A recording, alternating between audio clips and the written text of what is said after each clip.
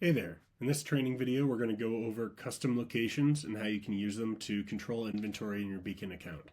Locations exist under the movements header here in your Beacon account, and it is a way for you to keep track of where your inventory is geographically on top of its existing inventory custody.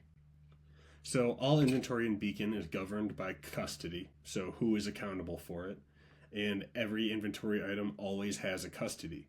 However, within someone's custody, there may be different locations. Someone may have their trunk stock, and they may manage that as a custom location.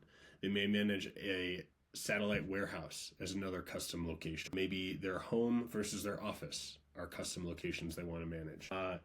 When it comes to managing inventory at the organization, maybe you're creating locations for different warehouse locations. Essentially whatever you need to do, you can create a custom location for it. So here in the location screen, you can see we have this great world map of all of your locations, and you can click on one to view the inventory that's there.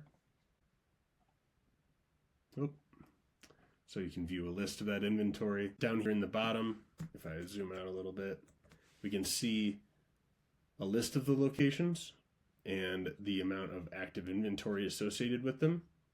You can see this location has a warning icon, something to look out for. This location was created during an import, so it didn't exist already, and so it still needs to have its location added. So let's go through creating a location and what that means. Create a new location by clicking the plus button in the upper right corner. And basically all you need to do is enter a name for your location, and then search Google for an address to pin this custom location to.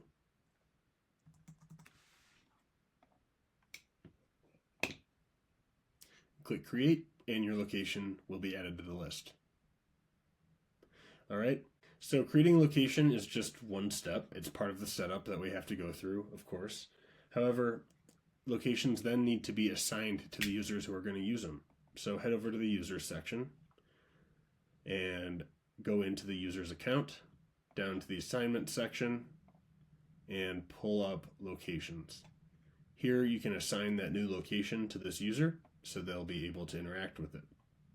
Any locations added by a sales or distributor user will automatically be assigned to their account, so you don't have to worry about that. However, if a user creates a location that other users want to use, they will need to have it assigned. Alright, so now go assign this location to any of the users who need to work with it, and then you can start assigning inventory to this location.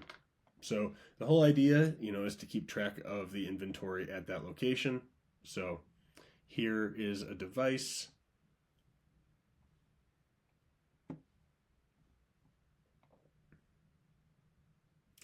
All right, so now let's go over how to add a piece of inventory to a location. So I'll open up a piece of inventory here. We can scroll down to its additional information section, and here is its location. So changing location is easy. You just remove the one that's there and select a new one from the drop-down. You can even create a new location on the fly as you're doing this. But what if you want to update the location for a lot of items? You're going to have to do it individually. Each device has to be opened and the location has to be changed. There are only a couple ways you can update location en masse. One would be to change the location on a container. If you change the location on a container, that will update the location for all of the inventory it holds or contains. So that is one quick way to update the location for a group of inventory, is to do it right there in the container. Another one, and we cover this in the transfer video, is to transfer that inventory. Because when you're transferring inventory, I'll just set one up real quick here and skip ahead. Because when you're transferring inventory, you can reset the location for all of the inventory on that transfer. So you could load up this transfer, reset the location for all of the inventory at once, and then transfer it wherever it needs to go. So that is a way of updating location in a pinch if you need to do it for a lot of items at once. But the key thing is, if you're going to use locations, being consistent about it. If you want to know where inventory is at any given point in time, or rely on any of the other features in Beacon that use location, then you and your users will need to make sure that you keep location up to date at all times. So you might be asking yourself, what other features depend on location? The big one is going to be facility par levels. And we cover this in other videos, but we'll go over it here quickly because it relates so closely to locations. So facility par levels allow you to track how much inventory is at a given facility location. So this is inventory that has not necessarily been sold, but it's being held there at the facility, so we need to keep track of it. And this facility, is probably going to, and the assumption is that this facility is going to continue pulling inventory, quote unquote, from the shelf, and so we need to keep a certain amount of it there. So this is setting like the minimum amount of inventory that needs to be at this location. So scroll down to facility par levels and click plus. You'll select the manufacturer. You'll select the catalog number. So this is the actual item we're setting a lower par level for.